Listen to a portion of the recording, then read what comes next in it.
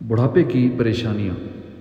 ایک بوڑھے آدمی نے ڈاکٹر سے کہا کہ میری نگاہ کمزور ہو گئی ہے۔ ڈاکٹر نے کہا بڑھاپے کی وجہ سے۔ وہ بولا اونچا سننے لگا ہوں، یعنی بہرا پن آ گیا ہے۔ جواب ملا بڑھاپے کی وجہ سے۔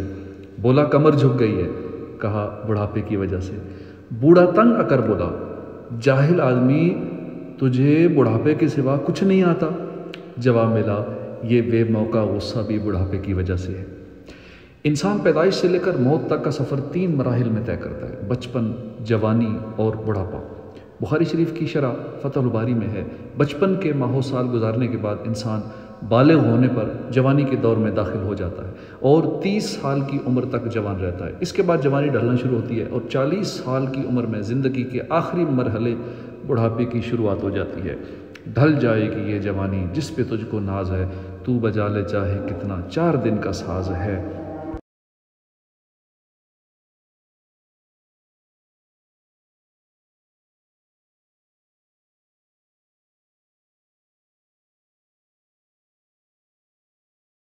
بڑھاپا آتا ہے تو موت تک ساتھ رہتا ہے۔ جیسے جیسے بڑھاپا بڑھتا ہے، بلڈ پریشر یا لو ہونے، شوگر، سانس پھولنے، ہاضمہ اور حفظہ کمزور، جسم کا درد، دیکھنے سننے سمجھنے میں کمزوری جیسے مسائل بھی بڑھتے چلے جاتے ہیں۔ کہا جاتا ہے یک بڑھاپا وصد عیب، یعنی ایک بڑھاپے میں انسان کے اندر 100 خامیاں پیدا ہو جاتی ہیں۔ ایک مرتبہ لوگوں نے عرض کیا کہ یا رسول اللہ، وہ کون سی بیماری ہے جس کی کوئی دوا نہیں؟ آپ صلی اللہ علیہ وآلہ وسلم نے ارشاد فرمایا وہ بڑھاپا ہے۔ بڑھاپے کو بیماری اس لیے فرمایا گیا کہ بڑھاپے کے بعد موت ہے۔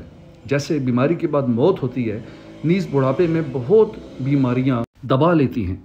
تجھے پہلے بچپن نے برسوں کھلایا، جوانی نے پھر تجھ کو مجنوں بنایا، بڑھاپے نے پھر آ کے کیا کیا ستایا، اجل تیرا کر دے گی ایک دن صفایا، جگہ جی لگانے کی دنیا نہیں ہے، یہ عبرت کی جا ہے تماشا نہیں ہے۔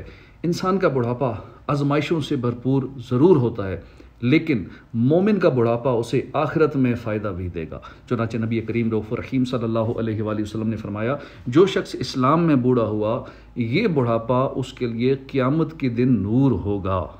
اولاد اور گھر کے دیگر افراد کو چاہیے کہ بوڑھوں کی مشکلات کو کم کرنے کے لیے ان سے تعاون کریں، ان کے آرام، کھانے پینے، دوائیوں اور دیگر ضروریات و سہولیات کا زیادہ خیال رکھیں۔ اپنا یہ بھی ذہن بنائیں کہ یہ بوڑھے بھی کل جوان تھے اور زندہ رہے تو کل ہم بھی بوڑھے ہوں گے۔ اگرچہ معاشرے میں ایسے سعادت مندوں کی کمی نہیں جو اپنی اولاد سے بڑھ کر بوڑھے والدین کا خیال رکھتے ہیں، لیکن یہ بھی تلخ حقیقت ہے کہ ہمارے معاشرے کے اکثر گھروں میں بوڑھوں کو بری طرح نظر انداز کیا جاتا ہے، ان کی بات کو اہمیت نہیں دی جاتی، ان کی بیماری کو سیریس نہیں لیا جاتا۔ ایسی صورتحال میں بوڑھے افراد کو چاہیے کہ ایسا لائف سٹائل اپنائیں جس سے وہ دوسروں کے دلوں میں جگہ بنا سکیں تاکہ پریشانیوں اور احساس تنہائی سے بچ سکیں۔ اس حوالے سے کچھ ٹپس پیش خدمت ہیں جن پر اپنے اپنے حالات اور موقع محل کے مطابق عمل بہت مفید ثابت ہوگا انشاءاللہ۔ بوڑھے شخص کو چاہیے کہ بدن، لباس، دانتوں کی حفاظت رکھے، ان کو صفائی رکھے تاکہ لوگ اس کے پاس بیٹھنے سے نہ کترائیں۔ بڑھاپے میں بے جا سہولیات کا مطالبہ نہ کرے کہ مجھے ایسا بستر، ایسا اے سی، ایسا ٹی وی لا کر دو، فلاں کمرے میں رہوں گا۔ اس کے لیے خود کو جوانی میں ہی سہولتوں کے بغیر رہنے کا بھی عادی بنائے۔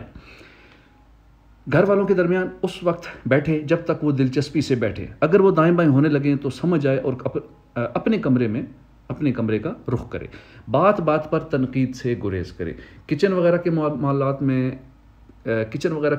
دخل اندازی نہ کرے کہ آج یہ پکاؤ، مرچ کم ڈالو وغیرہ وغیرہ۔ اپنے لیے بھی حکمت عملی سے ترتیب بنائے کہ میرے لیے سالن نکال کر مرچ بھلے تیز کر لیا کرو۔ اپنے پوتوں پوتیوں سے دوستی کر لے، ان کو جھاڑتا رہے گا تو وہ بھی بدکیں گے، پیار کرے گا تو ان کے والدین کو بھی اچھا لگے گا۔ فلم ڈرامے دیکھنے، گانے سننے، بدنگاہی کرنے اور فحش گوئی کی عادت گناہوں میں اضافہ کرتی ہے، لوگوں کی نظروں سے بھی گرا دیتی ہے۔ ان گناہوں سے بالخصوص بچتا رہے۔